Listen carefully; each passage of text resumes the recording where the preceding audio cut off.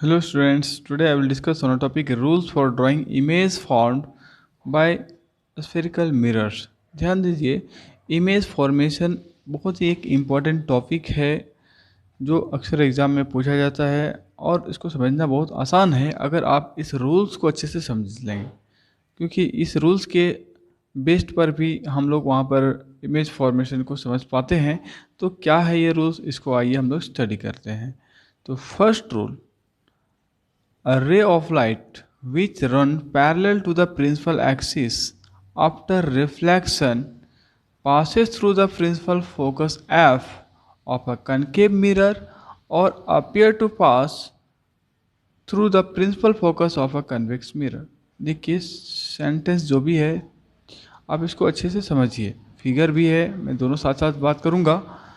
तो number one, रे of light, एक रे आप देख पा रहे हैं, A B is a ray which run parallel to the principal axis. A B which is parallel to this principal axis, आपको मालूम है this line is called principal axis. After reflection, आप देख पा रहे हैं ए यहाँ पर जाती है, रिफ्लेक्ट होती है, फिर उसके बाद क्या होगा, after reflection passes through the principal focus F of a concave mirror. आपको मालूम है this is a concave mirror, ये इस तरह से जाती है, रिफ्लेक्ट होकर के एक पॉइंट से होकर के पास करती है, this point is called principal focus. उसके बाद देखिए और अपियर, अपियर मतलब ऐसा लगता है, ये रियल नहीं है। To pass through the principal focus of a concave mirror, concave के केस में क्या होता है कि ये लगता है, अगर आप यहाँ खड़ा है, एक आदमी एक गाड़ी इधर से ये जो बी आप देख पा रहे हैं इस तरह से ऐसे करके आ रही है, इससे आप पूछेंगे तो बताइए कि ये गाड़ी किधर से आ रही है, तो आप कहेंगे कि वो ऐप से होते हुए आ रही है। उनको नहीं मालूम है कि ये इधर से ही बैंड हुई थी, क्योंकि नज़र में जो समझ में आ रहा है इसका डायरेक्शन वो ये है। तो इस तरह से यह रे अपियर होती है, इस तरह से लगती है कि यह प्रिंसिपल फोकस से होकर के आ रही है, क्योंकि कन्वेक्स है, इसका सेंटर ऑफ कर्वेचर इधर कहीं होगा, प्रिंसिपल फोकस इस तरफ होगा और ये रे का डायरेक्शन इस तरह से होगा। ठीक है। Number two, second rule, a ray of light passing through the principal focus of a concave mirror or appearing to pass through the principal of a convex mirror। देखिए हम कनकेव मिरर के principal focus से यहाँ diagram में हम एक रे को पास करा सकते हैं, लेकिन क्या आप इस वाले के इस मिरर के प्रिंसिपल फोकस से होकर के अगर आप रे पास कराएंगे तो क्या रे बेंड होगी? देखिए क्या यहाँ कहने का मतलब, मैं थोड़ा सा समझाता हूँ कि अगर सपोज आपको लगता है कि आपने इस एफ से होकर कैसे पास कराया और इस वाले को आप इधर से पास कराएंगे तो क्या होगा, ये तो रिफ्लेक्टिंग सरफेस इधर नहीं है तो ये रिफ्लेक्ट नहीं होगी। रिफ्लेक्ट कराना है तो हमको इस डायरेक्शन में लाना होगा, ये reflecting surface left hand side में है वो। तो यहाँ पर जो अपियर वर्ड आया है इसलिए मैंने आपको रोका है। a ray of light passing through the principal focus of a concave mirror। चलिए, a ray of light passing through the principal focus, this is principal focus, passing through the principal focus of a concave mirror or appearing to pass through the principal focus। क्योंकि देखिए अब इस direction में अगर आपको कहा जाए कि आप प्रिंसिपल फोकस के तरफ रे को डालिए तो आप कहेंगे कि बीच में तो मिरर है, तो चलिए वैसा तो नहीं कर सकते हैं, लेकिन उसका डायरेक्शन तो डाल सकते हैं। रे को आप इस तरह से लगाइए कि आपको मालूम है कि इसका प्रिंसिपल फोकस यहाँ पर है और इस डायरेक्शन में रे को आप इंसिडेंट कराइए। अब ऐसा करने से क्या होगा? Okay, so appearing to pass through the principal focus of a convex mirror becomes, यहाँ से becomes parallel to the principal axis after reflection. Reflection के बाद ये प्रिंसिपल एक्सिस के पैरेलल हो जाती है, कनकेव में भी और कन्वेक्स मिरर में भी। तो ये प्रॉपर्टीज को आप याद रखिए। इसके बाद नंबर थ्री, अ रे of light passing through the centre of curvature in a concave mirror और a ray of light going towards the center of curvature of a convex mirror is reflected back along the same path। ये क्या कह रहा है, इसको आपको समझना है। Ray of light, when ray of light is incidenting through the centre of curvature, आप लाइट को इस तरह से इंसिडेंट कराइए कि वो पहले सेंटर ऑफ कर्वेचर से हो करके वो मिरर पर आती है, तब यह रे उसी डायरेक्शन से रिफ्लेक्ट बैक हो जाती है और कोई इसका अलग डायरेक्शन नहीं होता है। इट रिट्रेस द पाथ, या कहिए आप उसी पाथ से रिटर्न बैक हो जाती है। अगर इसकी बात करें तो जैसा मैंने पिछले बार बताया कि आप प्रिंसिपल फोकस की तरफ लाइट को इंसिडेंस कराइए, उसको ध्यान में रखते हुए, तो आप यहाँ कर सकते हैं, जैसे अगर मैं बताऊँ, आप एक लेजर लाइट लीजिए और आपको मालूम अगर है कि सेंटर ऑफ कर्वेचर यहाँ है, तो उस डायरेक्शन में रखते हुए आप उस मिरर में लाइट इंसिडेंट कराइए, then you can see that the light return back on the same path, along the same path, उसी पाथ में ये रिटर्न बैक हो जाती है। So this is the properties, third properties. इसके बाद एक और है जो आपको इसे भी समझना जरूरी है, और इस पर मैं बात और भी करूँगा कि देखिए, ये कनकेव मिरर हो या कन्वेक्स मिरर हो, ये law of reflection, laws of reflection जो हम लोगों ने पहले ही पढ़ लिया है, वो हर जगह ओबे होती है। जितने एंगल पर ये इंसिडेंट होती है उतने एंगल पर रिफ्लेक्ट होती है। ये बीच का लाइन है, ये this behaves as a normal angle I equal to R, इस केस में भी angle I equal to angle R. और ये सारे जो डायग्राम देख रहे हैं, हर जगह आपको एंगल ऑफ रिफ्लेक्शन फॉलो होता है। तो इन सब पर आने से पहले मैं एक बोर्ड वर्क आपको थोड़ा समझाता हूँ। राइट, अब आप देखिए 3 केसेस जो हम लोगों ने देखा, उनमें आप कैसे समझते हैं। So first of all take 3 curve surface, and first वाले में हमने क्या किया, एक हमने ले लिया प्रिंसिपल एक्सिस, फिर उसके बाद हम लोगों ने फोकस को दिखलाया, फोकस को दिखलाने के बाद सेंटर ऑफ कर्वेचर दिखलाई। आपको मालूम है कि इनके बीच ये जो डिस्टेंस होता है एफ और सॉरी सी एफ और पोल से एफ के बीच का, वो इक्वल होता है। तो उसको ध्यान में रखना है कि अगर ये 5 सेंटीमीटर हो तो ये भी 5 सेंटीमीटर ही होना चाहिए। तो उस ढंग से आप बनाएंगे तो इमेज अच्छा होगा। उसके बाद आप क्या क्या करना, पहला केस कहता है कि when a light runs parallel to the principal axis, and direction जरूर दिखलाइए और इसको कनकेव बना दीजिए। अब आपने पहले देखा कि कनकेव में क्या होता है, when run parallel to the principal axis through a concave mirror, it reflects back through the principal focus, और इस तरह से इस डायरेक्शन से रिफ्लेक्ट बैक हो जाती है। नेक्स्ट आगे हम लोग बढ़ते हैं, सेकेंड वाले मिरर पर आइए। So again indicate principal focus, then make it concave, and we see that when a light is incident through the principal focus, it reflects back through the it reflects back parallel to the principal axis। तो इस तरह से हमें समझना है। Next is third mirror, which is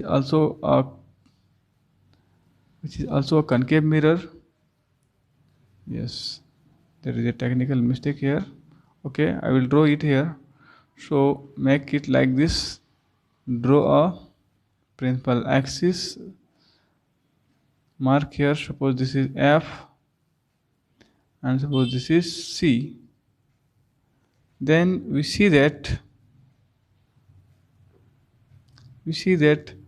when a light is incident through the center of curvature, it retraces the path, or we can say it reflect back through the same path। उसी direction में यह reflect back हो जाती है। अब इनमें आपको अगर मैं थोड़ा सा एक्स्ट्रा बात करूं कि लॉज ऑफ रिफ्लेक्शन ओबे होता है, 100% होता है और होता ही है। कैसे, तो इस वाले को आप यहाँ से सेंटर ऑफ कर्वेचर से ऐसे सेंटर ऑफ कर्वेचर से आप इसको ऐसे ज्वाइन करिए, थोड़ा सा मिस्टेक हो रहा है, राइट, इस तरह से। और यहाँ पर आप कैसे मिलाएंगे, सेंटर ऑफ कर्वेचर कहीं इधर होगा तो आप ऐसे मिलाइए, और इस वाले में क्या होगा, तो ये एंगल ऑफ आई 0 है, लास्ट में तो एंगल ऑफ आर भी 0 है। सेंटर ऑफ कर्वेचर कहाँ है, तो ये खुद सेंटर ऑफ कर्वेचर से पर ही है ये रे, ठीक है। तो इस तरह से मैंने बताया कि ये एंगल इसके साथ बराबर होगा, यह एंगल इसके साथ बराबर होगा, और ये 0 0 दोनों है। तो यहाँ पर लॉज ऑफ रिफ्लेक्शन लागू होता है। अब मैं डिस्कस करूँगा कन्वेक्स के केस में। कन्वेक्स के केस में क्या होता है, जैसे पहला केस में मैंने बताया, सबसे पहले आपको कंफर्म होना है कि मिरर कैसा है, तो ये है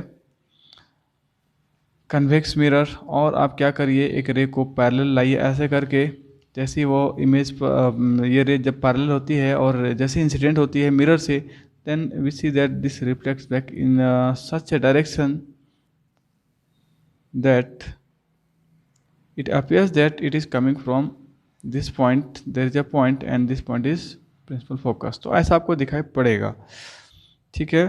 और भी हम लोग लेकर बात करते हैं। This is another thing, space का समस्या नहीं होगा, चलिए हो जाएगा।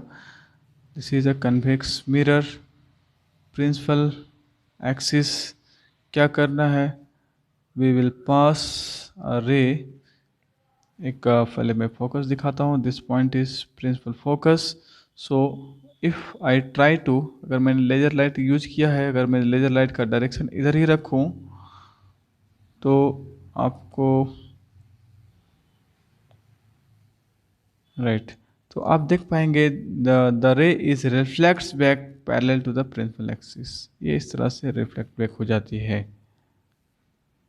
ओके एक और केस आप को मैंने बताया, वो भी आप एक बार फिर से समझिए। सबसे पहले इसे आप कन्वेक्स बनाइए, प्रिंसिपल एक्सिस ड्रॉ करिए, उसके बाद क्या करना है आपको मालूम है, this is F and this is C. What to do, आप लेज़र लाइट लीजिए या किसी एक रे को आप इंसिडेंट कराइए इस तरह से कि वह रे लगे कि आप सेंटर ऑफ कर्वेचर की तरफ वो उसको ले जाना चाह रहे हैं। यहाँ इस केस वाले में क्या होगा, आप इसे डॉट डॉट करके देख लीजिए, इस वाले में भी ऐसे करके कि हाँ यस राइट ये वहीं पर जा रही है सेंटर ऑफ कर्वेचर की तरफ में। बट इन रियली होगा क्या, क्या ये रे मिरर को पास करेगी, तो नेवर, ये नहीं होगी, इट विल रिट्रेस द पास। तो इस तरह से हम लोगों ने दोनों कनकेव और कन्वेक्स मिरर के केस में प्रॉपर्टीज़ को समझा, और लॉज ऑफ रिफ्लेक्शन को भी आप समझ सकते हैं, सभी जगह लागू होता है, मैंने आपको बताया है। और इन सब केस में देखिए थोड़ा सा कम्प्लेक्स है नीचे क्लासेस में समझने के लिए, तो लेकिन इतना ज़रूर समझिए, इनके बीच का जो होता है वो उसको आप मिलाएंगे तो ये सेंटर ऑफ कर्वेचर से जाकर मिलेगी, this I is equal to this R, ये इस तरह से लागू होती है। उसके बाद अगर मैं इसकी बात करूं, then how to make it right, again आपको वही काम करना होगा, you have to draw a normal, और अब जैसे आप नॉर्मल डालेंगे that this normal will go to the centre of curvature, वो यहाँ पर आकर मिलती है और ये this is equal to this हो जाती है। तो इस तरह से, और इस केस में आप देख पा रहे हैं हर angle I, angle of incidence is zero and therefore angle of reflection is also zero. तो इस तरह से, और अंत में मैं आपको एक बात और बताऊंगा, कई बार देखने को होता है कि बच्चे नहीं समझ पाते हैं कि ये जो रेडियस है ये इसको आप नॉर्मल कैसे बता दे रहे हैं। तो क्या करना है, एक सर्कल बनाइए फास्टली, और आपको मालूम है अगर आपने 10th क्लास में सीधे पढ़ने को मिलता है टेंजेंट के बारे में, एक टेंजेंट, थोड़ा सा मैं इसको हल्का सा बताता हूँ। टेंजेंट क्या होता है, तो सर्कल में किसी लाइन को आप ऐसे पास कराइए जो कि सर्कल के किसी एक पॉइंट को वो टच करता हुआ वो पास होती है इस तरह से। और कहा जाता है कि अगर ये टेंजेंट है तो इसके पास प्रॉपर्टी होती है, देखिए ये बातें नहीं है लेकिन मैं एक्स्ट्रा बता रहा हूँ कि अगर ये टेंजेंट है it means this tangent line makes right angle that is the 90 degree with the radius of this circle. अब देखिए मिरर क्या है, वो भी एक स्फेरिकल है, स्फेयर भी इस तरह से गोल ही दिखता है, और आप समझ सकते हैं कि दिस पॉइंट को हम लोग वहाँ क्या कहते हैं, सेंटर ऑफ कर्वेचर कहते हैं। और सेंटर ऑफ कर्वेचर और ये जो पॉइंट होता है इसको कहते हैं पोल, उसके बीच का जो लाइन होता है that is called radius of curvature, और वह रेडियस ऑफ कर्वेचर हमेशा नॉर्मल होता है, 90 डिग्री में होना मीन्स उसे हम लोग नॉर्मल कहते हैं। ठीक है, तो क्योंकि मैंने कई बार अभी आपको दिखलाया कि अगर रे इस तरह से आती है ऐसे हो जाती है फोकस से होकर के, तो इसके सेंटर से हम इसको मिला देंगे, क्योंकि आप यहाँ पर देख पा रहे हैं कि सेंटर से जो पोल को मिलाया जाता, सॉरी अभी आप फिलहाल इसको पोल मत कहिए क्योंकि अदर पॉइंट भी है, तो मैं बात कर रहा हूँ कि सेंटर्स ऑफ कर्वेचर से इस ये जो लाइन है यहाँ पर मिलाइए, this is called normal line and which is radius of curvature. तो आप यहाँ देख पा रहे हैं कि this is radius of curvature and it is normal. आप यहाँ पर एक टेंजेंट लाइन ड्रॉ करके देख सकेंगे तो आपको पता चलेगा this is normal at the tangent line. तो इस तरह से हम लोग रेडियस ऑफ कर्वेचर को नॉर्मल समझ पाएंगे, कैसे ये बनता है, तो ये समझने वाली बात है जिससे हम लोग और ब्रॉडली समझ पाएंगे। चलिए आज के टॉपिक में इतना ही, थैंक यू फॉर वॉचिंग।